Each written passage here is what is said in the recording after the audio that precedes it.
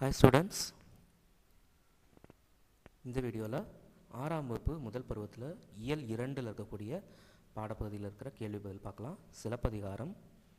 சொல்லும் பொருளும் திங்கள் நிலவு கொங்கு மகரந்தம் அலர் மலர்தல் திகிரி ஆணைச்சக்கரம் பொற்கோட்டு பொன்மயமான சிகரத்தில் மேரு இமயமலை நாமநீர் அச்சம் தரும் கடல் அழி கருணை. சரியான விடையை தேர்ந்தெடுத்து எழுதுக. தேன் நிறைந்த ஆத்தி மலர் மாலையை அணிந்தவன் யார்?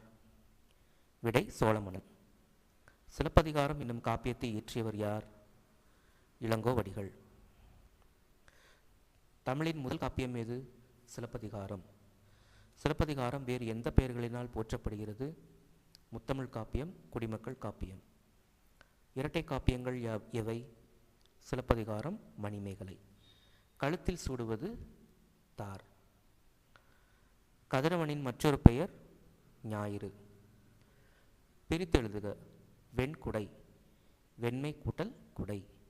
பொற்கோட்டு பொன் கூட்டல் கோட்டு. சேர்த்தெழுதுக. கொங்கு கூட்டல் அலர் கொங்கலர். அவன் கூட்டல் அழிபோல் அவனழிபோல். காணி நிலம். சொல்லும் பொருளும் காணி நில அளவை குறிக்கும் சொல்.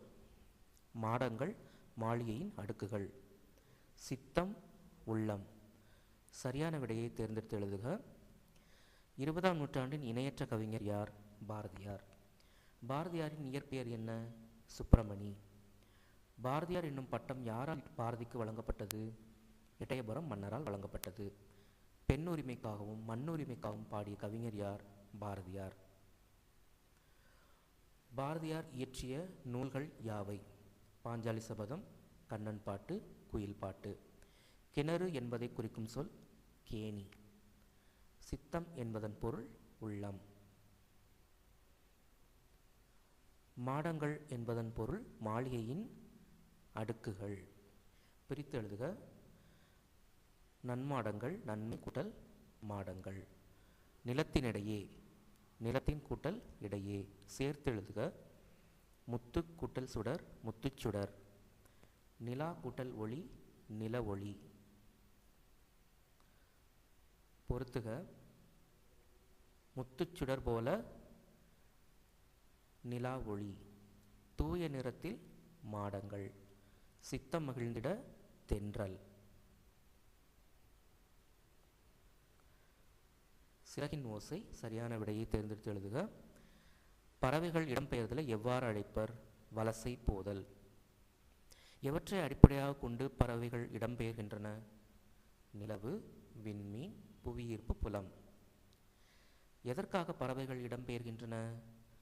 உணவு, இருப்பிடம், தட்பவெப்பநிலை மாற்றம், இனப்பெருக்கம். வலசையின் போது பறவையின் உடலில் ஏற்படும் மாற்றங்கள் யாவை? தலையில் சிறகு வளர்தல், இறகுகளின் நிறம் மாறுதல், உடலில் கற்றையாக முடி வளர்தல். இவையெல்லாம் உடலில் ஏற்படும் மாற்றங்கள். சிறகடிக்காமல் கடலையும் தாண்டி பறக்கும் பறவை எது? கப்பல் பறவை, ஃப்ரிகேட் பேர்ட். தரையிறங்காமல் 400 கிலோமீட்டர் வரை பறக்கும் பறவை எது? கப்பல் பறவை, ஃப்ரிகேட் பேர்ட். கப்பல் பறவையின் வேறு பெயர்கள் யாவை? கப்பல் கூளைக்கடா, கடற்கொள்ளை பறவை. 8வது கொஸ்டின். நாராய் நாராய் செங்கால் நாராய் என்னும் பாடலை எழுதியவர் யார்? சத்திமுத்த புலவர். 9வது கொஸ்டின். தென் திசை குமரி ஆடி வடதிசைக்கு ஏகுவீர் ஆயின் என்னும் அடிகள் எதை குறிக்கிறது? பறவைகள் வலசை வந்த செய்தியை குறிப்பிடுகின்றன. 10வது கேள்வி. தற்போது வெகுவாக அழிந்து வரும் பறவை இனம் எது? சிட்டுக்குருவி. 11. தொண்டைப்பகுதி கருப்பு நிறத்திலும் உடல் பகுதி அடர்பழுப்பாக இருக்கும் சிட்டுக்குருவி எது? ஆண்குருவி. இல்லைன்னா கேள்வி இப்படியும் கேட்பாங்க. ஆண் குருவியின் உடல் நிறம் எந்த நிறத்தில் இருக்கும் அப்படின்னு கூட கேட்பாங்க. 12வது கேள்வி.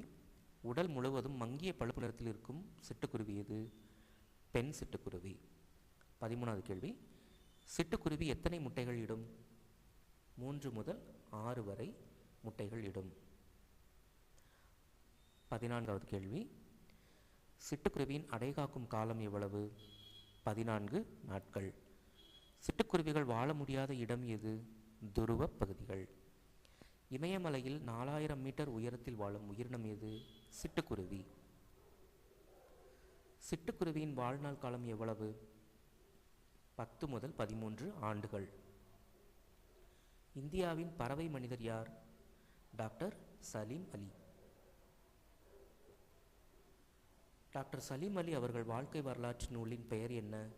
சிட்டுக்குருவியின் வீழ்ச்சி, த ஃபால் ஆஃப் ஸ்பேரோ. 20வது கேள்வி, மனிதன் இல்லாத உலகில் பறவைகள் வாழ முடியும், பறவைகள் இல்லாத உலகில் மனிதன் வாழ முடியாது என்று கூறியவர் டாக்டர் சலீம் அலி. 21வது கேள்வி, காக்கை குருவி எங்கள் சாதி என்று பாடியவர் பாரதியார். 22வது கேள்வி, உலகிலேயே நெடுந்தொலைவு, அதாவது 22,000 கிலோமீட்டர் வரை பயணம் செய்யும் பறவை இனம் ஆர்டிக் ஆலா. 23வது கேள்வி, பறவைகள் பற்றிய படிப்பு ஆர்னித்தாலஜி. 24வது கேள்வி, உலக சிட்டுக்குருவிகள் நாள் எது? மார்ச் 20. பிரித்து எழுதுக. தட்பவெப்பம், தட்பம் கூட்டல் வெப்பம். வேதியுரங்கள், வேதி கூட்டல் உரங்கள். சேர்த்து எழுதுக. தரை கூட்டல் இறங்கும், தரை இறங்கும். வழி கூட்டல் தடம், வழித்தடம். கிழவனும் கடலும் சரியான விடையை தேர்ந்தெடுத்து எழுதுக. 1வது கேள்வி, கிழவனும் கடலும் என்னும் ஆங்கில புதினம் எந்த ஆண்டு நோபல் பரிசை வென்றது? 1954ஆம் ஆண்டு. 2வது கேள்வி, கிழவனும் கடலும் நூலின் ஆசிரியர் யார்? Ernst Hemingway. 3வது கேள்வி, கிழவனும் கடலும் என்றும் புதினத்தில் வரும் சிறுவனின் பெயர் என்ன? மனோலின். இலக்கணம், முதலெழுத்தும் சார்பெழுத்தும். சரியான விடையை தேர்ந்தெடுத்து எழுதுக. முதல் கேள்வி, உயிரெழுத்துக்கள் 12ம் மெய்யெழுத்துக்கள் 18 ஆகிய 30 எழுத்துக்களும் டேஸ் எழுத்துக்கள் ஆகும். முதல் எழுத்துக்கள் ஆகும். 2வது கேள்வி, முதல் எழுத்துக்களை சார்ந்து வரும் எழுத்துக்கள் எது? சார்பெழுத்துக்கள். 3வது கேள்வி, வரி வடிவம் மெய்யெழுத்தை ஒத்தும் ஒலிக்கும் கால அளவு உயிர் எழுத்தை ஒத்தும் இருப்பது உயிர்மை எழுத்து. எடுத்துக்காட்டு வா, இவ் கூட்டல் ஆ. இவ் வந்து மெய்யெழுத்து, ஆ வந்து உயிரெழுத்து. ஆயுத எழுத்தின் வேறு பெயர்கள் யாவை? முப்புள்ளி, முப்பாற்புள்ளி, தனிநிலை, அக்கேனம். 5வது கேள்வி, தனக்கு முன் ஒரு குடில் எழுத்தையும் தனக்கு பின் ஒரு வல்லின உயிர்மை எழுத்தையும் பெற்று சொல்லின் இடையில் மட்டுமே வருவது எது? ஆயுத எழுத்து. 6வது கேள்வி, சார்பெழுத்துக்கள் எத்தனை வகைப்படும்? 10 வகைப்படும். கலைச்சொற்கள். கண்டம், கான்டினென்ட். தட்பவெப்பநிலை, கிளைமேட். வானிலை, வெதர். வலசை, மைக்ரேஷன். புகலிடம், சாங்சுவரி. புவியீர்ப்பு புலம், gravitational field. Thank you, students.